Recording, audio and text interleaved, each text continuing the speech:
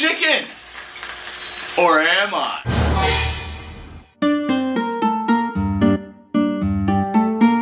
I'm not Austin Guidry, and this is not Eat All of the Things. But I'm gonna eat this. Today I want to talk about high-speed trains, right? I mean, it is the trifecta of power, speed, and locomotion, right? Good morning! It's about 6:30 in the morning, and this is day one of the summer snark. As you can see, I'm loaded down for bear. I even have Chompy, defender of the backpack. So right now, I'm on the Hong Kong-China border in Shenzhen, but we're not going into Hong Kong.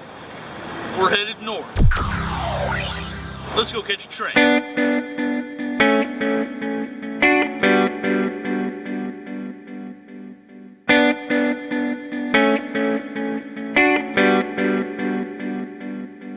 So there's multiple kinds of trains in China. You got the old green trains, which went slow. They also had the squatty potty that you actually pooped on the rails. There's actually just a hole in the ground you poop straight through. There's the D trains, which go at medium speed. This is the G train. If this train was a bird in the desert, it would have a coyote chasing it. In fact, the high-speed train in China can reach over 200 miles an hour, with well over the entire population of China riding it in 2016 alone. But these are just facts. I mean, why would you want to take a high-speed train over an airplane? Kind of like an airplane that doesn't really take off.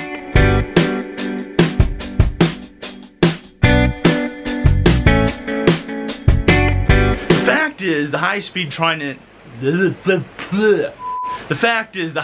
train in China is more reliable, accountable, and dependable as far as time. If you have a 2 p.m. departure time on an airplane in China, it might depart at 2 p.m.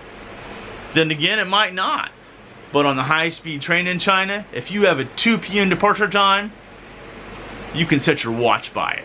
Which may not be necessary, considering every high-speed train in China has a digital time readout on the inside and on the outside. Also, the high-speed trains in China are way more comfortable.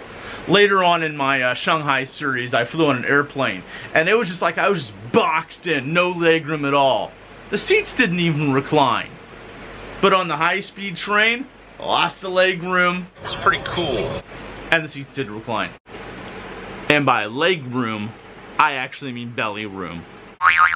There's also a lot more to see on a train. Not just on the train, but obviously out the window. Whereas on an airplane, all you can see is clouds.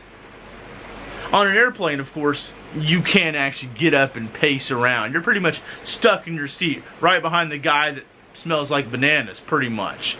But whereas on a train, you can spend easily 15 minutes walking from one end to the other. So if you're walking forward on a high-speed train, does that actually mean that I'm walking faster than the high-speed train? I mentioned earlier the seats were a lot more comfortable in the high-speed train, and they are. What's more, the tray's bigger, and you have a nice little plug-in there, so you can charge all your electronic goodies on your journey. On an airplane, yeah, small tray, and the seat did not recline. Granted, this may not be true on all domestic Chinese flights. There's also a dining car on the high-speed train, where you can get a nice, if not somewhat overpriced meal.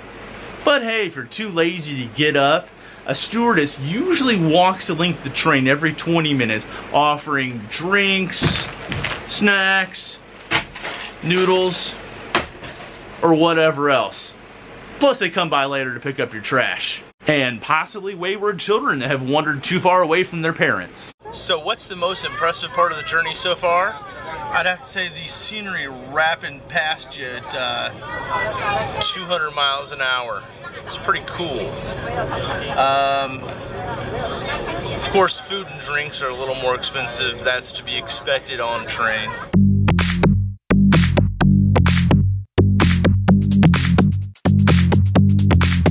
So let's talk about the loo.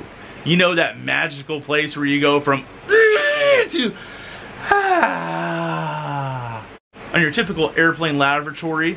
Yeah, those things are smaller than Warwick Davis's shoe size, and often smells worse than Ron Jeremy's bikini area.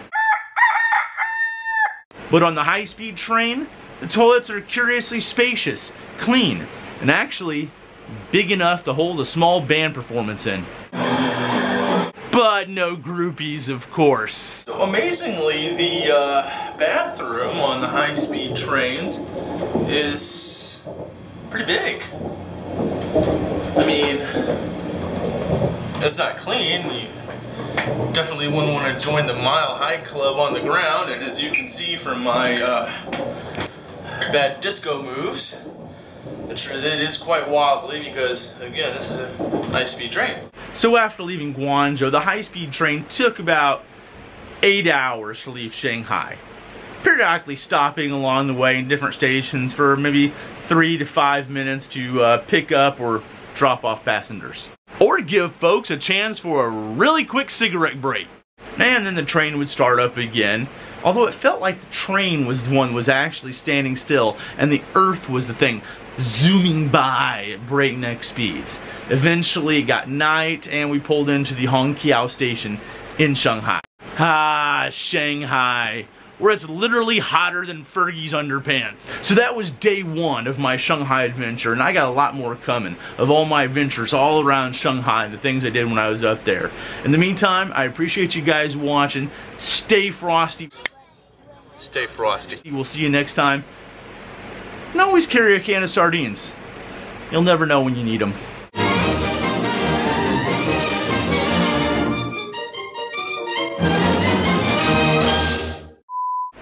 Why am I wearing a tie anyway?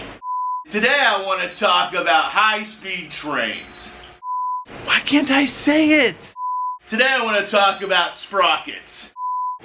It's like the golden age of transportation.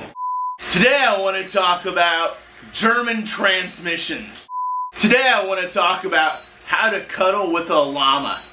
Today I want to talk about how to make a fake mustache with silly putty. Today I want to talk about Walter Cronkite's armpits.